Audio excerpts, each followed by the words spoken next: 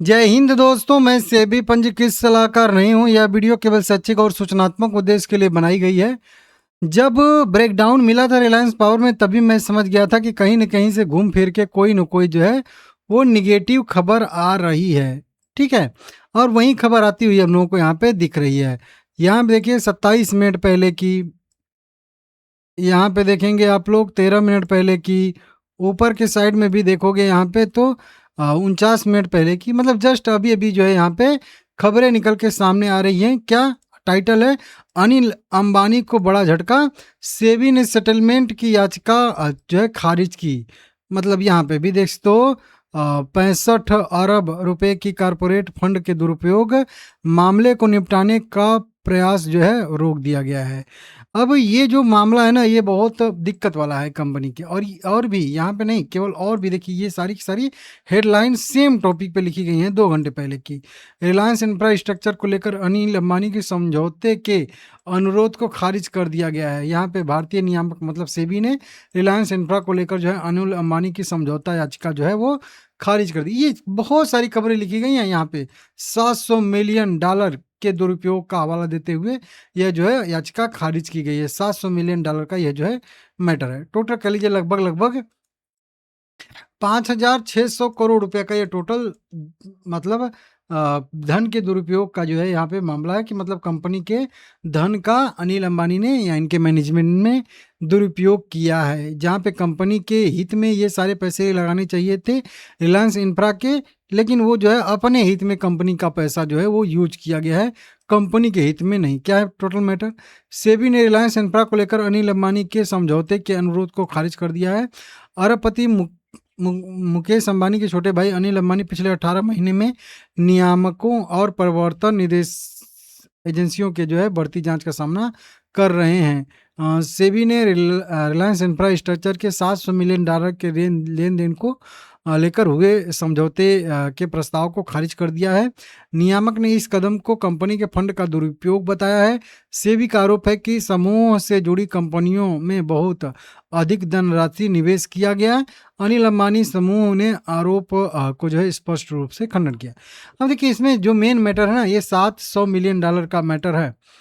अब ये क्या, यही चीज़ मैं कई बार आप लोगों को समझाया हूँ, अभी समझाऊँगा फिर से तो याद आ जाएगा। क्या किए थे ये सब कंपनी ने कि मतलब एक ही ग्रुप की, मान लेते हैं रिलायंस ग्रुप की, अनिल अंबानी ग्रुप की कह लीजिए, कई सारी कंपनियाँ थी, कई सारी कंपनियाँ थी, ठीक है ना? बहुत मल्टीपल कंपनियाँ थी। अब एक टाइम ऐसा आया ना कि सभी कंपनियों का बैलेंस शीट गड़बड़ हो गया। मतलब सभी कंपनियों को पैसे की ज़रूरत पड़ गई, सभी। अगर पैसा नहीं मिलता तो सभी कंपनियाँ डूब जाती हैं, सभी कंपनियाँ। मतलब इसको आप 5 कंपनी मान लीजिए, 10 कंपनी मान लीजिए, जो भी मान लीजिए, ठीक है ना? मैनेजमेंट ने प्लान क्या बनाया वो लोगों ने ना, कि अगर सबका वित्तीय हालत खराब है बिल्कुल, ठीक है? सब कंपनियाँ अलग-अलग कर्ज लेंगी।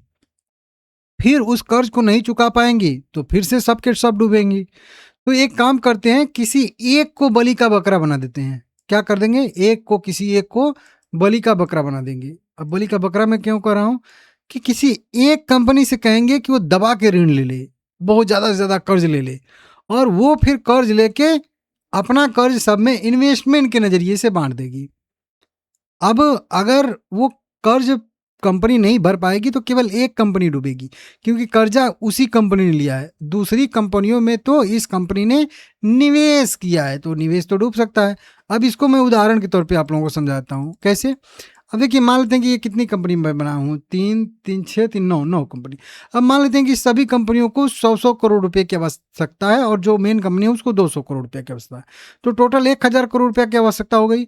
अब एक तो ऑप्शन है कि ये भी 100 करोड़, एक सभी मतलब कंपनियां एक एक 100 करोड़, एक एक 100 करोड़ बैंक से लोन ले, और ये कंपनी जो 200 करोड़ लोन ले, तो टोटल 1000 करोड़ हो गया। नहीं, सबसे लोन मत लेवाइए ना, एक ही से 1000 करोड़ रुपया का लोन लेवा दीजिए। एक ही कंपनी ने 1000 करोड़ रुपया का लोन लिया। अब जिसने लोन लिया, जिम्मेदारी उसकी होगी चुकाने की। अब जब 1000 करोड़ का लोन लिया, तो फिर 1000 करोड़ में से 100 इसको, 100 इसको, 100 इसको, 100 इसको, मतलब 100 करके जो है अपनी 8 कंपनियों को 100 करोड़ बांट दिया, और इसके पास भी 200 करोड़ रुपया बच गया। अब 1000 करोड़ रुपया लिया है तो उतना तो आसानी से चुका नहीं पाएगी, नहीं चुका पाती तो फिर कर्ज क्यों लेना था? तो ये कंपनी दिवालिया हो जाएगी। अब ये कंपनी दिवालिया हो जाएगी तो पैसा सबने एक एक 100 करोड़ लिया है, लेकिन पेमेंट केवल एक कंपनी को करना है, डूबेगी तो केवल एक कंपनी डूबेगी, दिवालिया होगी तो केवल एक कंपनी डूबेगी, ठीक है ना। ये इन्होंने प्लान बनाया और ये जो है आता है कुल मिला के रूल रेगुलेशन का वायलेशन। तो यही इन्होंने किया है कि नियामक ने इस कदम को कंपनी के फंड का दुरुपयोग बताया है और समूह से जुड़ी हुई मतलब कंपनियों में बहुत अधिक धनराशि निवेश किया गया है, मतलब फालतू का दे दीजिए सबको, ठीक है ना। यही ये लोग काम किए थे उस समय और वहीं अब जो है दिक्कत कर रहा है, ठीक है ना। इसीलिए एक कंपनी से दूसरी कंपनी, दूसरी कंपनी से तीसरी कंपनी का नाम हमेशा जुड़ता नजर आ रहा है। इसीलिए रिलायंस पावर कभी नाम आ जाता है, कभी रिलायंस इंफ्रा, कभी रिलायंस होप, कभी रिलायंस इस तरीके से फाइनेंस, कई सारी कंपनियां थी जो 2-3 तो डूब डूब चुकी हैं, यही दोनों बची हैं। अब इन पे भी रिलायंस इंफ्रा पे लगभग लगभग अब जो है आईबीसी 1 स्टेज में डाली गया है दिवालिया प्रक्रिया के तहत, इसमें भी लगभग याचिका उसका दायर हो ही गई है। अब सेफ बची है तो केवल अब रिलायंस पावर, कहीं ना कहीं से जुड़ के इसका भी नाम हो सकता है कि निकल के सामने आ ही जाएगा। तो ये सारा का सारा मैटर था, इसी को सेटल करने के, सेटलमेंट क्या कि बिना उस केस का फैसला किए कुछ एक जुर्माना उर्माना टाइप का आप दे के मतलब सेबी के साथ जो है सेटलमेंट कर दीजिए, वो मतलब कागज़ दबा दीजिए, कागज़ हटा दीजिए, केस रफ़ा-दफ़ा कर दीजिए जिसको कहते हैं सीधा-सीधा।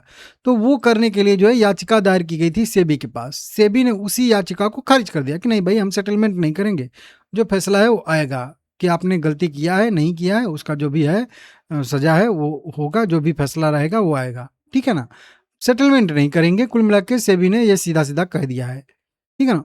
तो ये नेगेटिव खबर हो जाएगी रिलायंस इंफ्रा के लिए भी और रिलायंस पावर के लिए भी। और यहीं मुझे लग रहा है कि बड़े लोगों को ये सब एनालिसिस पहले से कुछ मतलब अनुभव पता होता है, इसी की वजह से शेयर जो है ऊपर सस्टेन नहीं कर पाया 26 रुपये के लेवल को और नीचे की साइड में ब्रेकडाउन दे रहा है। अब ये न्यूज़ अगर देखेंगे तो 29 जून को जब मार्केट खुलेगा तो रिलायंस इंफ्रा, रिलायंस पावर पे दोनों पे असर डालेगी और ब्रेकडाउन हो ही गया है। तो जब तक अब 25 के नीचे नीचे रहेगा रिलायंस पावर में भी मेरा व्यू निगेटिव रहेगा। देख लीजिएगा, लाइक करिएगा, चैनल को सब्सक्राइब करिएगा। आप क्या सोच रहे हैं कमेंट करिएगा।